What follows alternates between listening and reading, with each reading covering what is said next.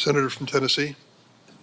Thank you, Mr. Chairman. Thank you to each of you for coming. And I know some of you had to be subpoenaed to get here, but we do appreciate that you all are here. Mr. Chu, I want to come to you first. We've heard that you're looking at putting a headquarters in Nashville and likewise in Silicon Valley and Seattle. And what you're going to find probably is that the welcome mat is not going to be rolled out for you in Nashville like it would be in California. There are a lot of people in Tennessee that are very concerned about the way TikTok is basically building dossiers on our kids, the way they are building those on their virtual you.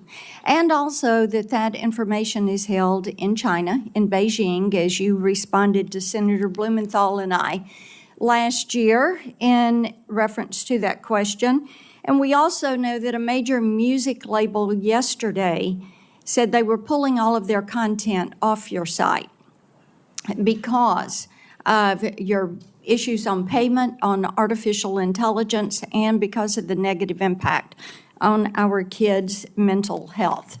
So we will see how that progresses.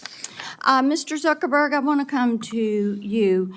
We have just had, Senator Blumenthal and I, of course, have had some internal documents and emails that have come our way. One of the things that really concerned me is that you referred to your young users in terms of their lifetime value of being roughly $270 per teenager.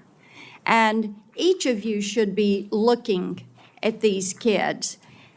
Their T-shirts they're wearing today say, "I'm worth more than $270.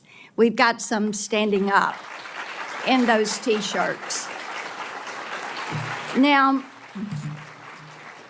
and some of the children from our state, some of the children, the parents that we have worked with, just to think, whether it is Becca Schmidt, David Mollick, Sarah Flatt, Annalie Schote, would you say that life is only worth $270? What could possibly lead you? I mean, I listened to that. I know you're a dad. I'm a mom. I'm a grandmom. And how could you possibly even have that thought? It is astounding to me. And I think this is one of the reasons that states, 42 states are now suing you because of features that they consider to be addictive, that you are pushing forward. And in the emails that we've got from 2021 that go from August to November, there is the staff plan that is being discussed. And Antigone Davis, Nick Clegg, Sheryl Sandberg, Chris Cox, Alex Schultz, Adam Masseri are all on this chain of emails on the well-being plan. And then we get to one, Nick did email Mark for emphasis, to emphasize his support for the package, but it sounds like it lost out to various other pressures and priorities. See, this is what bothers us. Children are not your priority. Children are your product. Children you see as a way to make money. And children, protecting children in this virtual space, you made a conscious decision. Even though Nick Clegg and others were going through the process of saying, this is what we do. These documents are really illuminating. And it just shows me that growing this business, expanding your revenue, what you were going to put on those quarterly filings, that was the priority. The children were not. It's very clear. I want to talk with you about the pedophile ring because that came up earlier, and the Wall Street Journal reported on that.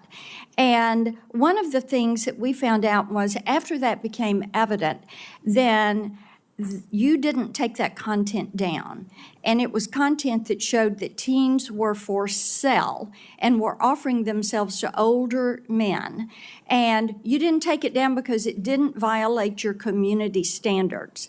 Do you know how often a child is bought or sold for sex in this country?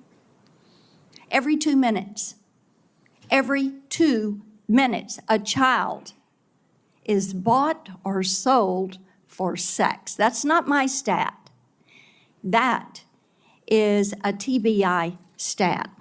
Now, finally, this content was taken down after a congressional staffer went to Meta's global head of safety. So would you please explain to me and to all these parents why explicit predatory content does not violate your platform's terms of service or your community standards? Sure, Senator. Let me try to address all of the things that you just said. It does violate our standards. We work very hard to take it down. Didn't take it down. We've reported, I think it's more than 26 million examples of this kind of content. Didn't take it down until a congressional staffer brought it up. It may be that in this case we made a mistake and missed something. I think you make a lot of mistakes. But we so have let's leading move on. teams that I want to identify more talk than. with you about your Instagram Creators Program and about the push. We found out through these documents that you actually are pushing forward because you want to bring kids in early. You see these younger teenagers as valuable but an untapped audience, quoting from the emails, and suggesting teens are actually household influencers to bring their younger siblings into your platform, into Instagram.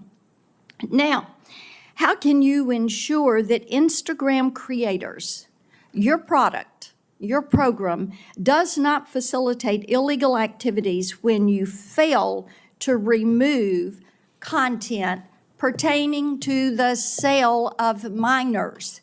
And it is happening once every 2 minutes in this country.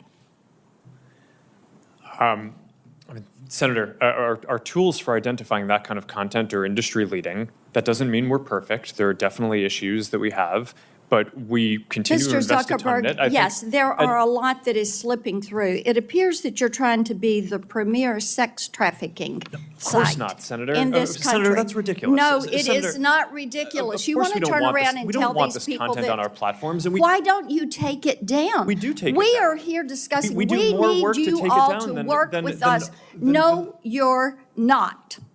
You are not. And the problem is, we've been working on this. Senator Welch is over there. We've been working on this stuff for a decade. You have an army of lawyers and lobbyists that have fought us on this every step of the way. You work with NetChoice, the Cato Institute, Taxpayers Protection Alliance, and Chamber of Progress to actually fight our bipartisan legislation to keep kids safe online. So are you going to stop funding these groups? Are you going to stop lobbying against this and come to the table and work with us? Yes or no? Senator, we have a... Yes or no? Of course we'll work with you on the legislation. Okay, I mean, the it's door been hard is to- open. We've got all these bills. You need to come to the table. Each and every one of you need to come to the table, and you need to work with us. Kids are dying.